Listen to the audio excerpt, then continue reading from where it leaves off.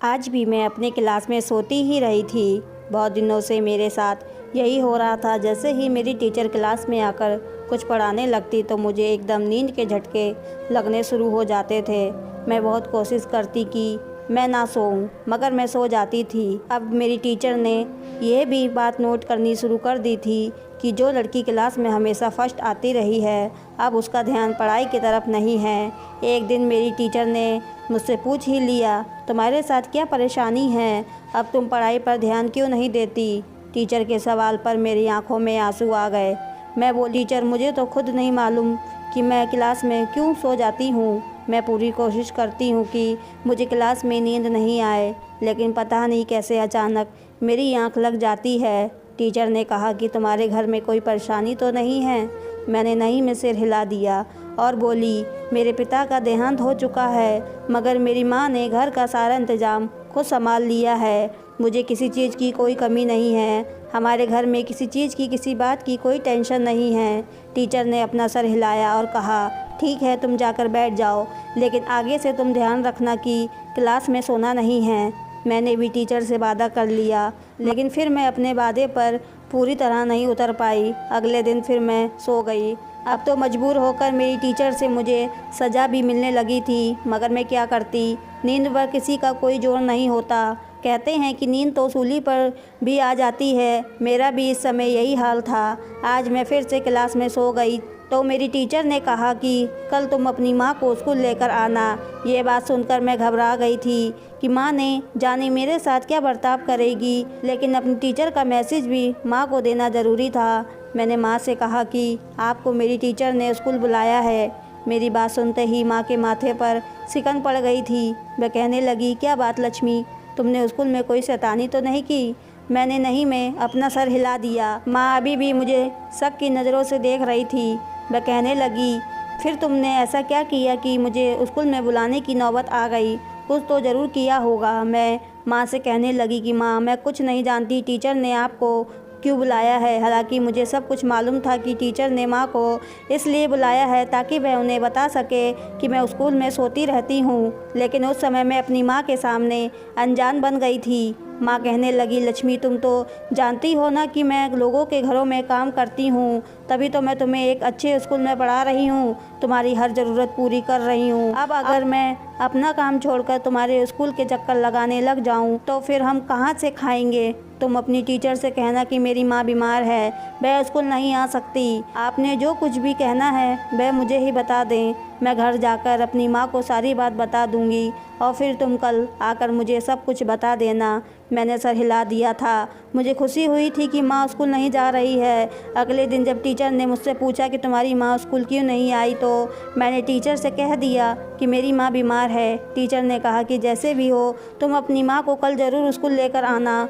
उन्हें कहना कि वे एक बार आकर मुझसे ज़रूर मिल लें, उनसे कुछ ज़रूरी बात करनी है। आज फिर मैंने घर जाकर माँ को टीचर का मैसेज दे दिया था, मगर मेरी माँ ने फिर से कोई बहाना बना दिया। यह बात होते होते प्रिंसिपल तक पहुँच गई थी। उन्होंने मुझे अपने ऑफिस में बुलाया और कहने लगी, लक्ष्मी, तुम एक बहुत ही ब्रिलियंट स्टूडेंट हो, तुम्हारी तरफ से हमें कोई शिकायत नहीं मिली। तो अब तुम मुझे बताओ कि तुम 8वीं क्लास में आ गई हो और अच्छी खासी समझदार हो गई हो, तो फिर क्यों तुम्हारी तरफ से शिकायतें आने लगी हैं? जब तुमसे कहा जाता है कि अपनी माँ को स्कूल लेकर आओ तो वह भी तुम नहीं लेकर आती। मुझे बताओ तुम्हें क्या परेशानी है? मैम, मेरे पिता का देहांत हो चुका है और मेरी माँ लोगों के घरों में जाकर काम करती है ताकि मुझे अच्छे स्कूल में पढ़ा सके और मेरी सारी ज़रूरत पूरी कर सके। इसलिए वह स्कूल नहीं आ सकती क्योंकि उन्हें काम से छुट्टी नहीं मिलती। अगर वह ऐसे ही मालकिन की इजाज़त के बगैर छुट्टी कर लेंगी तो वह उन्हें काम से निकाल देंगी। मैडम कहने लगी, अच्छा चलो ठीक है, तुम्हारी माँ नहीं आ पाती तो समझो कि मैं ही तुम्हारी माँ हूँ। मुझे बताओ कि तुम्हें क्या परेशानी है? कोई बात है जिसकी वजह से तुम ठीक से नहीं सो पाती? पूरी क्लास में तुम्हारा ध्यान कहाँ पर होता है? मैं बोली, मैडम, पता नहीं क्या बात है, आजकल मुझे नींद बहुत आती है, जबकि मैं खुद पूरी कोशिश करती हूँ कि मैं जागती रहूँ। मैडम ने सर हिला दिया और फिर कहने लगी, अच्छा ये बताओ तुम घर जाकर क्या क्या करती हो? मैं बोली कि मैं घर जाकर 2 घंटे आराम करती हूँ। उसके बाद मेरी माँ घरों के काम करके वापस आ जाती है और वह मुझे नींद से जगा कर ट्यूशन पढ़ने के लिए भेज देती है। उसके बाद मैं घर आकर टीवी वगैरह देखती रहती हूँ और फिर 9 बजे ही सो जाती हूँ। मैडम ने सिर हिला दिया, फिर कहने लगी, अच्छा रात में कितनी बार उठती हो? तब मेरे दिमाग में एकदम से एक बात आई और मैं बोली, मैडम मेरी माँ मुझे रात में उठाकर जूस लाने को कहती है। मैडम ने हैरत से मेरी तरफ देखा। मैं भी बहुत ज़्यादा परेशान हो गई थी। मैडम ने कहा कि आपकी माँ को इस टाइम पर जूस की क्या ज़रूरत पड़ती है? मेरा तो दिमाग बिल्कुल खाली हो गया था क्योंकि मुझे इस बारे में कुछ भी नहीं पता था। रात के इस पहर में बहुत ज़्यादा गहरी नींद में सोई होती थी। जब माँ मुझे उठा देती थी, मैं नींद की हालत में जूस लेकर आती तो माँ का कमरा बंद मिलता था। रात बहुत ज़्यादा होती थी और मुझ पर भी नींद सवार होती थी, इसलिए मैंने कभी इन चीज़ों के बारे में सोचने की कोशिश नहीं की और ना ही कभी इस बारे में अपनी माँ से सवाल किया। मैंने जल्दी से मैडम से कहा, असल में मैडम मेरी माँ की तबीयत ख़राब रहती है तो उन्हें अचानक ही भूख लग जाती है, इसलिए मैं उनके लिए जूस ले आती हूँ। मैडम ने कहा कि इन चीज़ों का कोई बदल तो होगा, बिस्किट वगैरह खा लिया करें, इतनी रात में आपको ना जगाया करें। मैंने जल्दी से कहा कि मैडम मैं इस बात का हल ज़रूर निकाल लूँगी, आप बेफिक्र रहें। मैंने मैडम से वादा किया और अपनी क्लास में आ गई थी। अब मेरी नींद पूरी तरीके से उड़ चुकी थी। मेरे दिमाग माँ की तरफ लग चुका था कि वह मुझसे रात में जूस क्यों मंगवाती हैं। ये सवाल मुझे परेशान कर रहा था। जब मैं घर गई तो माँ अपनी ही सोचों में बैठी थी। उन्होंने मुझसे ये भी नहीं पूछा कि आज मैं स्कूल नहीं आई तो तुम्हारी टीचर ने तुमसे कुछ कहा तो नहीं। मैं खुद ही माँ के पास जाकर बैठ गई और बोली, माँ आज भी मेरी टीचर मुझसे पूछ रही थी तुम हर रोज़ क्लास में क्यों सो जाती हो, क्या रात में तुम्हारी नींद पूरी नहीं होती? माँ ने मेरी तरफ सावलिया नज़रों से देखा, तब कहा कि नहीं मेरी नींद पूरी नहीं होती है। माँ ने मुझे खा जाने वाली नज़रों से देखा, जैसे मैंने कोई अजीब सी बात कह दी हो। माँ कहने लगी, क्यों तुम्हारी नींद पूरी क्यों नहीं होती? मैं बोली, माँ आप हर रात मुझसे जूस मंगवाने भेज देती हैं तो मैं जाग जाती हूँ, इस वजह से मेरी नींद ख़राब हो जाती है। ये बात सुनकर माँ मुझे घूरने लगी थी, कहने लगी थी, अगर इतना सा काम तुम्हें बोझ लगता है तो मत किया करो। एक गिलास जूस फ्रिज से निकाल कर लाना होता है, इसका तुमने इतना बड़ा बहाना तलाश कर लिया। मैं परेशान हो गई थी कि माँ की तरफ देखती ही रही। माँ कहने लगी, तुम फिक्र मत करो, मैं तुम्हें इस स्कूल से निकाल कर दूसरे स्कूल में एडमिशन करवा दूंगी। मैंने तो यह भी सोच लिया था कि मैं ये मोहल्ला छोड़ दूंगी, नए मोहल्ले में घर लूँगी, तुम्हें इससे भी अच्छे स्कूल में पढ़ाऊँगी। तब मैंने हैरत से माँ की तरफ देखा और उनसे कहने लगी कि माँ हमारा तो खर्चा ही मुश्किल से पूरा होता है, इन हालात में आप नया घर कहाँ से लेंगी? माँ कहने लगी, ये तुम्हारा सरदर्द नहीं है, मुझे मालूम है मुझे क्या करना है और कैसे करना है। इतना कहकर माँ उठकर किचन में चली गई और मेरे दिमाग में ख्याल आया कि जब मेरे पिता जिंदा थे तब भी माँ पिताजी से अक्सर यही जिद करती थी कि मैं इस मोहल्ले में नहीं रहना चाहती, तुम मुझे दूसरे मोहल्ले में लेकर चलो। मगर पिताजी हमेशा यही कहते थे कि मेरी तनख्वाह इतनी नहीं है कि मैं तुम्हारे लिए नया घर ले सकूं। मेरे पिता एक बैंक में जॉब किया करते थे, अच्छा खासा पैसा कमा रहे थे, उसके बाद भी एक नया घर अफोर्ड नहीं कर सकते थे। मेरी माँ तो लोगों के घर में काम करती थी, फिर वह कैसे एक नया घर लेने की बात कर रही थी। ये बात मेरे लिए बहुत अजीब सी थी। मेरा दिमाग बहुत तेज़ काम करने लगा था। जैसे ही मैं एक पल में बड़ी सी हो गई थी, अब मैं हर चीज़ को बहुत गौर से देखने लगी थी, हर बात को समझने की कोशिश करने लगी थी। आज रात भी माँ ने मुझे नींद से उठा दिया। मैंने पूरी कोशिश की थी कि मैं आज जल्दी से जल्दी जूस लेकर वापस कमरे में आ जाऊं ताकि मुझे बाहर ना सोना पड़े, मगर मेरी किस्मत ही ख़राब थी। जब मैं वापस लौटी तो माँ कमरे को अंदर से कुंडी लगा चुकी थी। जब सुबह हुई तो मैंने माँ से कहा कि माँ आपने मुझसे जो रात में जूस मंगवाया था वह आपने कब पिया?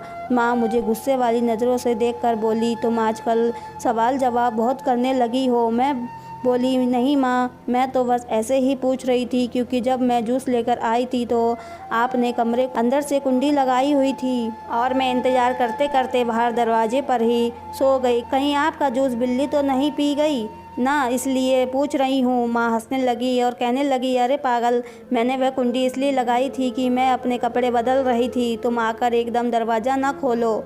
मुझे बहुत गर्मी लग रही थी तो मैंने कपड़े बदल लिए। कपड़े बदल कर जब मैंने दरवाज़ा खोला तो तुम दरवाजे पे सोई हुई थी। मैंने तुम्हें उठाकर बेड पर लिटा दिया और खुद जूस पी लिया। तुम्हें पता है ना, रात में मेरी तबीयत ख़राब हो जाती है तो मुझे जूस पीने की ज़रूरत पड़ती है और गर्मी भी लगने लगती है। हमारे पास अभी एसी नहीं है, लेकिन तुम फिक्र मत करो, मैं बहुत जल्द एसी लगवा लूँगी। अचानक से मेरी माँ बहुत बड़ी बड़ी बातें करने लगी थी।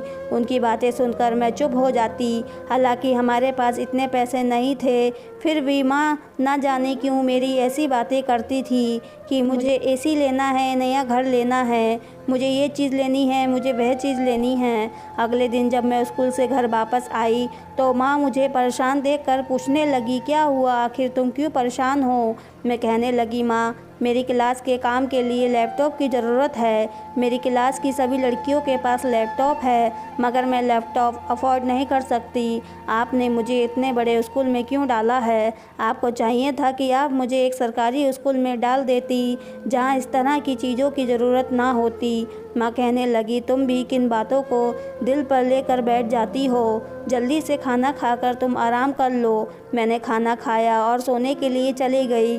माँ घर से बाहर चली गई। शाम को जब मेरी माँ ने मुझे आकर उठाया तो कहने लगी, तुम्हारे लिए मेरे पास एक सरप्राइज़ है। मैं बहुत हैरान हुई और सोचने लगी कि आखिर माँ के पास मेरे लिए कौन सा सरप्राइज़ होगा। मैं आंखें मलती हुई निकल आई थी। सामने ही तख्त पर एक बिल्कुल नए डिब्बे में बंद लैपटॉप रखा हुआ था।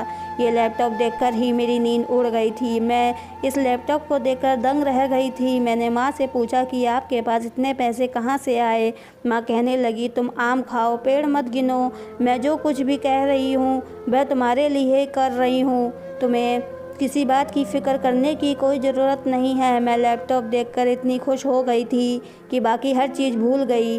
मैं बोली, माँ आप यहीं रहो, मैं अपनी दोस्त से लैपटॉप चलाना सीख कर आती हूँ। हमारे पड़ोस में ही मेरी एक दोस्त रहती है, वह मेरी क्लास फेलो भी थी। उसके पास पहले से लैपटॉप था, इसलिए इससे लैपटॉप चलाना आता है, जबकि मेरे पास आज ही आया था और मुझे चलाना भी नहीं आता था। इसलिए मैंने सोचा कि मैं उससे मदद मांग लूँगी। मैं जब अपनी दोस्त के घर गई तो वह मेरा लैपटॉप देखकर दंग रह गई।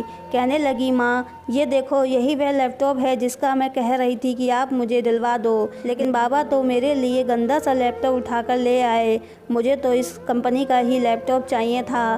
पड़ोस वाली आंटी यानी मेरी दोस्त की माँ पास आकर मेरा लैपटॉप देखने लगी। कहने लगी, सच में ये लैपटॉप तो बहुत अच्छा है। वह मुझसे पूछने लगी, ये तुम कहाँ से उठा कर लाई हो, किसका है? मैं बोली, मेरा है, और किसका होता, मेरे लिए आज ही माँ लेकर आई है। आंटी ने मेरी तरफ बहुत हैरत से देखा और कहने लगी, तुम्हारी माँ के पास इतना पैसा कहाँ से आ गया कि वह लैपटॉप खरीदती फिर रही है? मैं कहने लगी, आंटी आप तो जानती हैं मेरी माँ घर घर जाकर काम करती है, हो सकता है उन्होंने अपनी मालकिन से पैसे ले लिए हों। वह हंसने लगी और कहने लगी, अच्छा मेरा पति तो अच्छा भला कमाता है, तुम्हें तो मालूम ही है, वह एक ऑफिस में अच्छी पोस्ट पर काम करता है, मगर फिर भी हमारे पास इतने पैसे नहीं थे कि हम अपनी बेटी को तुम्हारे जैसा महंगा वाला लैपटॉप दिला सकें। और फिर तुम मुझे एक बात बताओ, जब तुम्हारी माँ सारा दिन घर से ही नहीं निकलती तो फिर वह कौन सा काम करती है? क्या घर में ही उसे कोई सेंटर खोल रखा है? मैं आंटी की बातें सुनकर बोली, नहीं नहीं आंटी, माँ काम करती है, वह बड़ी बड़ी हवेलियों में काम करने जाती है, दिन भर वही तो रहती है। वह कहने लगी, ये झूठ तुम कहीं और जाकर बोलना, हम मोहल्ले वाले सुबह से तुम्हारी माँ को देखते हैं, वह अपने घर में ही रहती है और फिर रात को एक बड़ी सी काली गाड़ी आकर तुम्हारे घर के पास रुक जाती है। मोहल्ले वाले भी इस चीज़ को बहुत ज़्यादा नाराज़ होते हैं। मैंने तो यहाँ तक सुना है कि इन लोगों ने ठान ली है ये तुम्हें और तुम्हारी माँ को इस मोहल्ले से निकाल कर ही रहेंगे, क्योंकि यह एक शरीफों का मोहल्ला है। यहाँ पर तुम लोगों की ऐसी हरकतें नहीं होने देंगे। और बेटी तुम भी हमारे घर मत आया करो, यह ना हो कि मोहल्ले वाले हमारा भी जीना हराम कर दे। मेरी आंखों में आंसू आ गए थे। आंटी ये कैसी बातें कर रही हैं? मैं बोली, आंटी आप ये सब क्या कह रही हैं? आंटी कहने लगी, अब तुम इतनी छोटी बच्ची भी नहीं हो, 8 क्लास में पढ़ती हो, 8वीं क्लास की तो शादी कर अपने ससुराल चली जाती हैं। मुझे पता है कि तुम भी अपनी माँ के साथ पूरी मिली हुई हो, इसलिए ये इतना महंगा लैपटॉप उठाकर हमारे घर आ गई। अगर तुम शरीफ होती तो तुम इस लैपटॉप को देखकर अपनी माँ से सवाल जवाब करती कि आखिर उनके पास इतने पैसे कहाँ से आए हैं, मगर तुमने कुछ नहीं कहा। इसका यही मतलब है कि तुम भी अपने माँ के लिए धंधे में बराबर की हिस्सेदार हो। मैं आंखों में आंसू लिए अपना लैपटॉप उठाकर अपने घर आ गई थी। आंटी ने जो बातें की थी वह बहुत बुरी थी। उन्होंने मेरे और मेरे माँ के चरित्र पर उंगली उठाई थी और हमारे लिए धंधे का शब्द इस्तेमाल किया था, जो कि मैं किसी भी हाल में बर्दाश्त नहीं कर सकती थी। माँ ने जब मेरा रोता हुआ चेहरा देखा तो मुझसे पूछने लगी कि क्या हुआ है, तुम इतनी उदास क्यों हो। तो मैं बोली, माँ, पड़ोस वाली आंटी मुझसे कि तुम्हारी माँ के पास इतने पैसे कहाँ से आए कि उन्होंने इतना महंगा लैपटॉप खरीद लिया। माँ कहने लगी, तुम इन लोगों की बातों को दिल पर मत लो। असल में मिर्ची तो इन्हें तब लगेगी जब मैं नई गाड़ी ले लूँगी, और फिर देखना इन लोगों के कैसे चेहरे उतरते हैं। ये बात का सुनकर तो मैं और ज़्यादा परेशान हो गई थी कि आखिर माँ के पास इतने पैसे कहाँ से आ रहे थे। अब आंटी की बातें मेरे दिमाग में घूम रही थी। मेरा दिल बैठा जा रहा था, कहीं वह जो कह रही थी वह सच तो नहीं था। लेकिन मैं ये बात किसी की भी हाल में मानने को तैयार नहीं थी कि मेरी माँ के चरित्र में कोई खराबी है। खैर, मैंने भी सोच लिया था कि अब मैं दूध का दूध और पानी का पानी कर कर ही रहूँगी। मैं सारी सच्चाई जान कर ही रहूँगी। रात को फिर से मेरी माँ ने मुझे नींद से उठाकर जूस मांगा था। मैं जूस लाई, मगर फिर से मेरी आँख लग गई थी। आज जो राज मैं मालूम करना चाहती थी वह भी पता नहीं कर सकी, लेकिन मैं हर हाल में सच जानना चाहती थी। इसलिए मैंने बहाना बनाया कि माँ, आज मेरी तबीयत ख़राब है, मैं स्कूल नहीं जाना चाहती। मैंने ये बहाना इसीलिए बनाया था क्योंकि मैं देखना चाहती थी कि मेरी माँ हवेलियों में काम करने जाती भी है या नहीं। माँ ने जब मेरी बात सुनी तो घबरा गई और कहने लगी, तुम दवाई खा लो और स्कूल चली जाओ, तुम्हारी पढ़ाई का हर्ज नहीं होना चाहिए।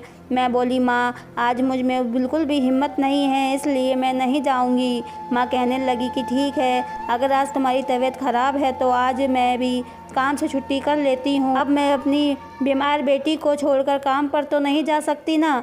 मैंने माँ से कहा कि माँ, आप मेरी फ़िक्र ना करें, आप आराम से काम पर जाइए, मैं अपना ख्याल खुद रख सकती हूँ, अब मैं बड़ी हो चुकी हूँ। माँ कहने लगी, नहीं नहीं, ऐसा तो नामुमकिन है, तुम बीमार हो और मैं काम करती फिरूँ, तुम्हें इस हालत में छोड़कर तो नहीं जाऊँगी। मुझे एक पल के लिए भी सुकून नहीं आएगा। तुम तो जानती हो कि तुम्हारे पिता के जाने के बाद तुम ही मेरा सहारा हो। जो कुछ भी हो, मेरे लिए सिर्फ़ और सिर्फ तुम ही हो। मैं तुम्हारे लिए ही तो काम करती हूँ और पैसे जमा कर रही हूँ। मैंने सर हिला दिया, मेरी दाल नहीं गली थी।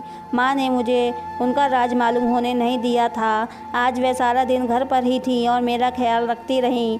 वह मुझसे कहती रहीं कि चलो डॉक्टर के पास चलते हैं, तुम्हारी दवाई लेकर आते हैं, लेकिन मैंने जाने से मना कर दिया और बोली, मैं ऐसे ही ठीक हो जाऊँगी। अब बस मुझे रात का बेसब्री सा इंतज़ार था, क्योंकि रात को जिस समय माँ मुझे जूस लेने भेजती थी तभी मैं सारा राज मालूम कर सकती थी। रात को मैं गहरी नींद में सोई हुई थी जब माँ ने मुझे उठाया और कहने लगी, मेरे लिए फ्रिज से जूस लेकर आ जाओ। मैं बोली, ठीक है माँ, मैं लेकर आती हूँ। मैं इतना कहकर कमरे के दरवाजे से निकल गई थी। उसी समय माँ बाथरूम में चली गई थी और मैं जल्दी से दोबारा से कमरे में जाकर छुप कर बैठ गई। माँ को नहीं पता था कि मैं उन्हें चकमा देकर वापस कमरे में आ गई हूँ। माँ जब बाथरूम से बाहर निकली तो जल्दी से कमरे के दरवाजे को कुंडी लगा दी थी और फिर उन्होंने जो किया उसे देखकर मेरे पैरों तले से ज़मीन निकल गई थी। माँ ने कमरे की खिड़की को खोल दिया था और किसी को इशारा करके कमरे में बुलाने लगी थी। ये बात मेरी बर्दाश्त से बाहर थी। इससे पहले कि मैं उनसे कुछ कहती तभी कमरे में एक आदमी आ गया। उसने खुद को सर से पैर तक काली चादर में छुपाया हुआ था। माँ उसको देखकर कहने लगी कि अच्छा हुआ तुम आ गए, मैं बड़ी देर से तुम्हारे आने का इंतज़ार कर रही थी। मैंने लक्ष्मी को भी कमरे से बाहर भेज दिया है, अब तुम्हारे जाने के बाद ही उसे कमरे में उठाकर लाऊंगी। मुझे कुछ पैसों की ज़रूरत है तो मुझे दे दो, मैं अपनी बेटी लक्ष्मी के लिए नए कपड़े खरीदना चाहती हूँ। उसने बहुत दिन से गरीबी में गुजारे हैं, अब मैं उसे हर तरह की खुशियाँ देना चाहती हूँ। अभी तक उस आदमी ने अपने सर से चादर नहीं उतारी थी। मैं एकदम से खड़ी हो गई और बोली, माँ आप ये सब क्या कर रही हैं? आप मेरे बाप के साथ धोखेबाजी कर रही हैं। माँ मैं भूखी भी मर जाती तो आपसे कभी शिकायत नहीं करती।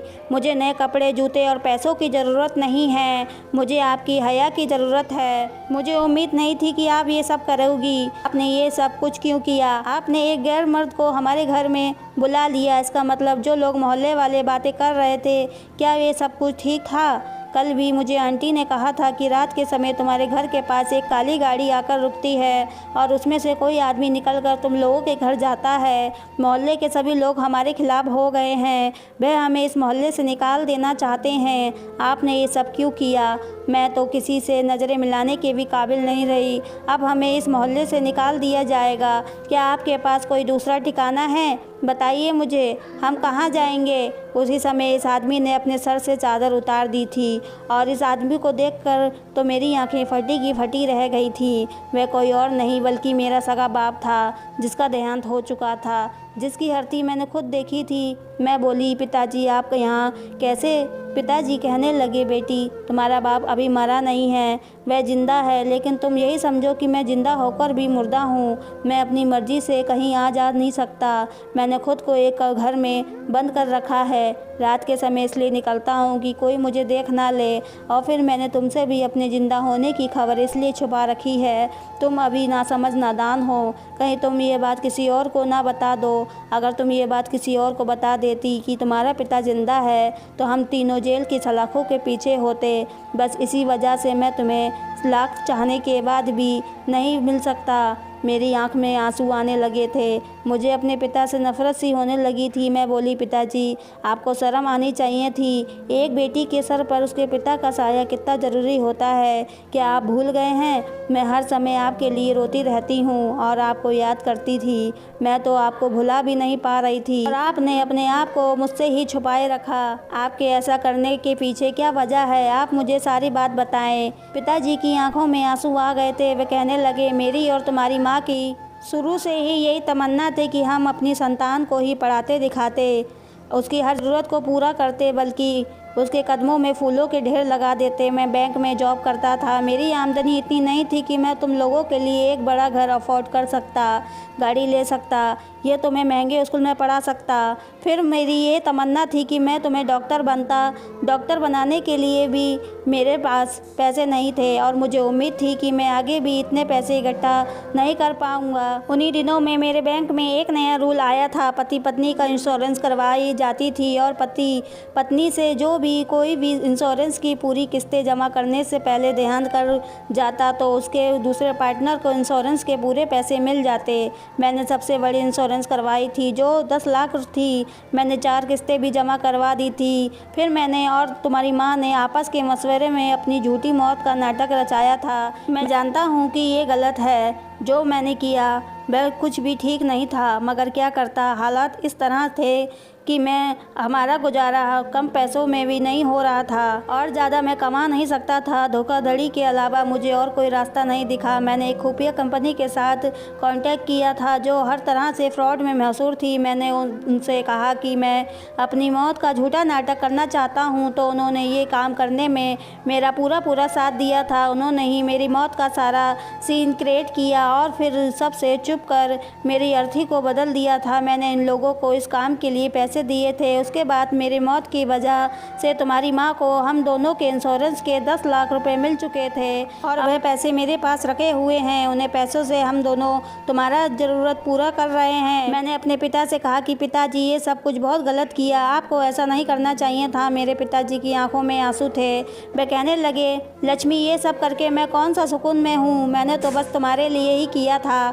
जो भी किया है, मुझे इस समय अपने माँ और पिता के चेहरे पर बहुत ही बेबसी नज़र आ रही थी। मेरी आंखों से भी आंसू बहने लगे। मैंने अपने पिता के हाथ चूम लिया और बोली, आप बेशक कानून की नज़रों में गलत है, लेकिन आप मेरे लिए मेरे हीरो हैं। आपने जो कुछ भी किया मेरा भला सोच कर ही किया। मैं कभी आपको इसके लिए इल्ज़ाम नहीं दूंगी। पिताजी खुश हो गए थे। इस मोहल्ले में मेरी और माँ की ज़िंदगी अब तंग हो गई थी, इसलिए हम इस घर से शिफ्ट हो गए जहाँ मेरे पिता पहले ही रह रहे थे। मुझे शहर के बड़े स्कूलों में से एक स्कूल में एडमिशन मिल गया था। मैं अब फिर से दिल लगाकर पढ़ाई कर रही हूँ। मैं अपने माता पिता का डॉक्टर बनने का सपना हर हाल में पूरा करना चाहती हूँ। और मेरी माँ तो एक नॉर्मल ज़िंदगी गुजार रही है, लेकिन इन सब के लिए मेरे पिता ने बहुत ही बड़ी कुर्बानी दी है। वह हर समय अपने आप को छुपा कर रखते हैं, वह कहीं भी नहीं आ सकते, उनके पकड़े जाने का बहुत खतरा है। मैंने बहुत कोशिश की थी कि मैं अपने पिता का वीज़ा लगवा कर हम पूरी फैमिली विदेश में शिफ्ट हो जाए, मगर ऐसा भी मुमकिन नहीं था, क्योंकि उसके लिए भी बहुत सारे पेपर्स की ज़रूरत पड़ती है। मुझे पता है कि मेरे पिता ने जो कुछ भी किया वह गलत किया। मेरे पिता कानून की नज़रों से तो बच गए थे, मगर वह घर में कैदी बनकर रह गए, यानी वह अपने लिए ही सज़ा काट रहे हैं। इसलिए मेरा आप सब लोगों से यही मशवरा है कि कभी भी इस तरह का कोई काम ना करें, क्योंकि फिर ज़िंदगी मौत से भी बदतर हो जाती है। दोस्तों, उम्मीद करती हूँ कि आपको ये कहानी पसंद आई होगी। अगर कहानी पसंद आई हो तो चैनल को सब्सक्राइब, वीडियो को लाइक करना ना भूलें। पूरी कहानी सुनने के लिए आपका बहुत बहुत धन्यवाद।